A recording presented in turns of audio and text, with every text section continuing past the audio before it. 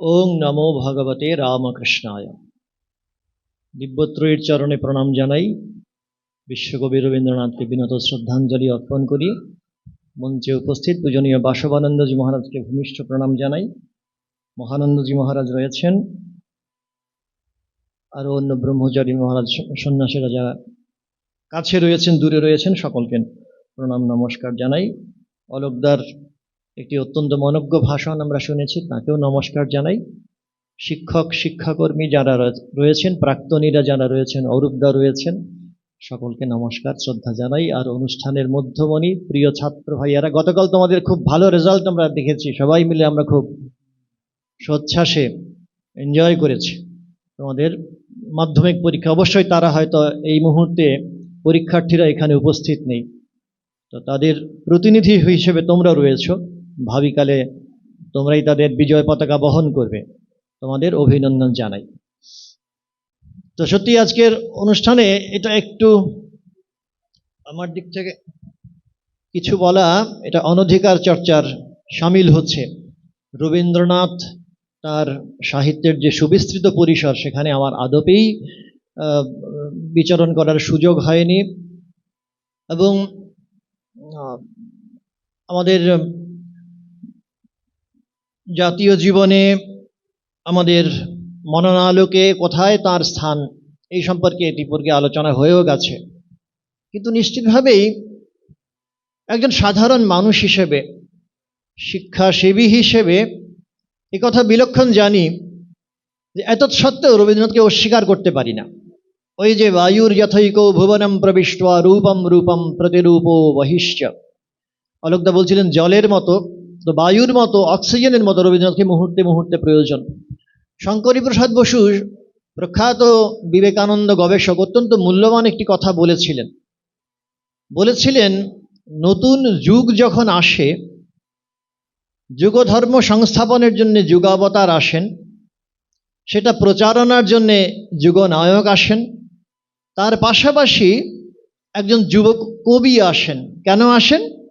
ওই যে যুগাচার্য, যুগস্রষ্টা, তাদের যে উপলব্ধ সত্য, এটাকে তার মতো করে সবার সামনে সর্বসমক্ষে প্রকাশ করার জন্য, প্রকট করার জন্য রবীন্দ্রনাথ এই কাজ করেছিলেন। এবং এই কাজ করেছিলেন বলেই পূজনীয় বাসবানন্দজি বা ইতিপূর্বে মহানন্দজিও যেমন বললেন যে বিবেকানন্দ উপলব্ধ সত্য, এইটাই আমরা দেখতে পাচ্ছি থরে বিথরে রবীন্দ্রনাথের উপনিষদের বার্তা সম্বলিত তার যে ভাষণগুলো রয়েছে, বা তার কবিতায়, গল্পে, গানে, বিশেষ করে পূজা পর্বের গানগুলোতে সর্বত্র ছড়িয়ে আছে। এবং এগুলো আমরা যারা ওই হাঁটি হাঁটি পা করে নভিস একটু করে অধ্যাত্ম জীবনে চলার চেষ্টা করছি, তাদের প্রতিপদে অনুপ্রাণিত করে। যেমন ধরো, বিবেকানন্দ সাহিত্যের যদি আমরা দুটো কার্ডিনাল পয়েন্ট, দুটো যে ফোকাল পয়েন্ট যদি ভাবি, একটা হচ্ছে ইউনিটি ইন ডাইভার্সিটি, বৈচিত্র্যের মধ্যে ঐক্য, সমন্বয়ের বার্তা। আর দুই হচ্ছে মানুষের অন্তর্নিহিত দেবত্ব।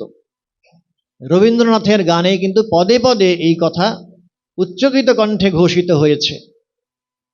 প্রত্যেকে জানো, এই গানটা তো জানে না এমন একজন বোধহয় কেউ নেই। আমরা সবাই রাজা। আমি একেবারে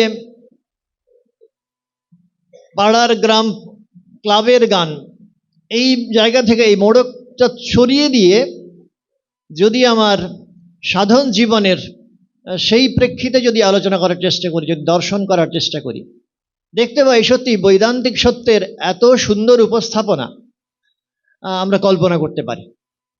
সত্যি আমাদের পূজনীয় সুবর্ণানন্দজি মহারাজও বারবার স্মরণ করাতেন, আমরা তো সত্যি বেদান্ত স্মরণ করিয়ে দিই, আমরা প্রত্যেকেই রাজা, জন্মসূত্রে রাজা, আমার মধ্যে সব আছে।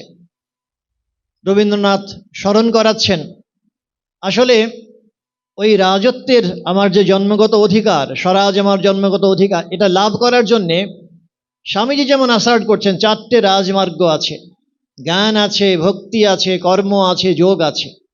এই চারটে মার্গ অবলম্বন করে তার কাছে পৌঁছানো যায়। আমার হৃত যে সাম্রাজ্য, সেটা আমি আবার পুনরুদ্ধার করতে পারি।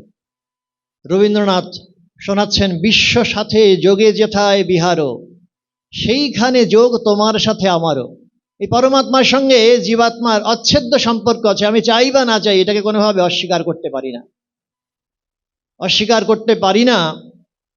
মুক্তিটা আমার সহজাত সম্পদ, আমার মুক্তি, ওই আমার অরূপদার খুব প্রিয় গান, আমার মুক্তি আলোয় আলোয় এই আকাশে। এটা মানে আমি যে যেখানে দাঁড়িয়ে আছি, যে স্ট্যান্ড পয়েন্ট থেকে দেখার চেষ্টা করছি, রবীন্দ্রনাথকে অস্বীকার করতে পারি না। রবীন্দ্রনাথকে অস্বীকার করতে পারি না। যখন স্বামীজির কর্মযোগ পড়ি, দেখি একই কথা, ধুলা মন্দিরে তো সেই একই কথা বলা হচ্ছে, কর্মযোগে তার সাথে এক হয়ে ধর্ম পড়ুক ঝরে। তো রাজযোগ, কর্মযোগ, জ্ঞানযোগ আর ভক্তিযোগ তো একেবারে পূজা পর্বের গানগুলোতে পদে পদে অঞ্জলিবদ্ধ হয়েই আছে। এই আমারে যে জাগতে হবে, কি জানি সে আসবে কবে, যদি তাহার পড়ে আমায় মনে। আমি নিশ্চয়ই উৎকর্ণ অধীর আগ্রহে অপেক্ষা করে থাকব। তিনি আসবেন, আসবেনই আসবেন, শুধু কাল আর সময় সুযোগের অপেক্ষা। বরযাত্রীর মতো ক্রাইস্টের কথা দেওয়া আছে, কথামৃতি ঠাকুর উদ্ধার করেছেন। এই উৎকর্ণ হয়ে আছি, বরযাত্রী বরের সঙ্গে যতক্ষণ চলেছি আমি আনন্দেই আছি, আনন্দ আমার সত্তা। রবীন্দ্রনাথ বলছেন এই যে বাইরের যে ভেইল, এই যে আবরণ, দুঃখের যে আবরণটা আছে, অনিত্যম মসুখম লোকম ইমাম প্রাপ্য ভজস্ব মাম, গীতায় ভগবান বলছেন, এইটাতে এই আবরণটা অজ্ঞানের আবরণ তার কাছে একটা স্তর পর্যন্ত, সেটার আমি জানি না তাত্ত্বিক ব্যাখ্যা কী হবে, সেই প্রসঙ্গে আমি যাচ্ছি না। এই ভেইল, এই আবরণ তার কাছে সরে গিয়েছিল একদিন। ওই বাইরের দিকে তাকিয়েছিলেন, গাছের ফাঁকে সূর্যোদয় দেখছিলেন, হঠাৎ করে দেখতে পেলেন মনের মাঝে যা কিছু কালিমা ছিল নিমেষে অন্তর্হিত।